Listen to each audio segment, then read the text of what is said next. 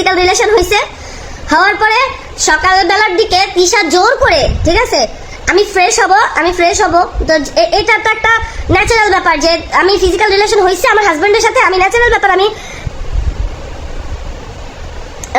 Natural বিষয় যে আমি আমার হাজবেন্ডের সাথে যেহেতু ফিজিক্যাল রিলেশন হয়েছে আমি গোসল অবশ্যই করবো, ফ্রেশ অবশ্যই হব, ঠিক আছে। আমি কোনো জামা কাপড় আমি নিয়ে যাই না, আমি তাহলে জামা কাপড়টা চাইবো কার কাছে? আমি তিশাকে বলছি যে তিশা আপু, আমি আপু বলেই ডাকছি তাকে, আমি তিশা আপু আমি তো ফ্রেশ হবো, আমাকে একটা ড্রেস দেওয়া যাবে? বলছে হ্যাঁ শিওর নাও বলে আমাকে একটা ড্রেস বের করে দিছে, বলছে আমার ওয়াশরুমে যাও তুমি, আমাকে বলতেছে সকালের দিকে আমার ওয়াশরুমে যাও তুমি। আরে ভাই আমি ফিজিক্যাল রিলেশন করছি, গোসল করবো না? আমার এই গোসল নিয়ে পর্যন্ত ওরা কোটা দিছে। তুই কি বুঝাতে চাচ্ছিলি যে আমার জামাই তোর সাথে থাকছে, তুই এই জন্য তুই গোসল করছিস? এটা বুঝাতে চাচ্ছিলিস? আর তোরা এসব করছে, ওইটা করছে, এটা করছে, বাড়ির মানুষকে বোঝানোর জন্য তোরা গোসল করছিস? আরে তোরা হচ্ছিস নোংরা, তোরা ফিজিক্যাল রিলেশন করে গোসল করস না, তোরা গোসলের দরকার পড়ে না। কিন্তু আমি খারাপ হইলাম, পতিতা হইলেও আমি গোসল করছি, ঠিক আছে, আমি গোসল করছি। তারপরে তিশা আমাকে জোর করে তিশা আমারে 2-3টা ঘুমের ওষুধ ঘুমের ওষুধ না, পিল, আমার 2-3টা পিল একসাথে খাওয়াইছে যাতে আমি কনসেপ্ট না করি,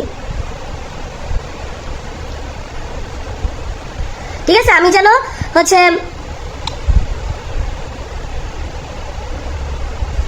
আমি তোমাকে SMS দিয়েছি, দেখো। আচ্ছা আপু আমি দেখে নেবো, লাইভ ফ্রেশ করে আমি দেখতেছি, ঠিক আছে। জোর করে তিশা আমাকে 2-3টা হচ্ছে দিছে, পিল খাওয়াইছে, ঠিক আছে, যাতে আমি কনসেপ্ট না করি, যাতে আহাদের বাচ্চা আমার পেট, কারণ ওরা তো আমাকে মানে থাকতে দিবে না, যদি আহাদের বাচ্চা আমার পেটে আসে তখন হচ্ছে ওইটা নিয়ে আবার আমি যদি অন্য কিছু করি, সেজন্য আমার জোর করে ও 2-3টা পিল খাওয়াই দিছে যাতে আমি কনসেপ্ট না করি। 2-3টা পিল খাওয়াইছে আমাকে, বুঝেন? অতগুলো মানুষের সাথে আমি একটা মানুষ কিভাবে পারতাম ভাই বলেন আপনারা?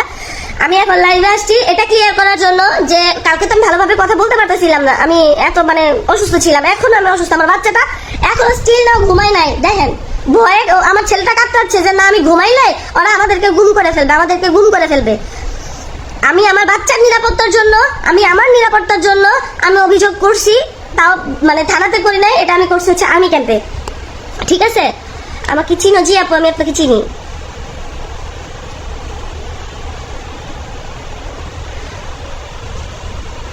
আর কি করে ধরেন আমি তোমার 6 বছরের বাচ্চা যাতে বাবা পায় আমি সেজন্য গেছি, ওরা কি করে ওর 2-3টা বাচ্চা তো বাহিরে মানে আয়াস, তারপরে যে আরো 2টা বাচ্চা ওরা তো বাহিরে।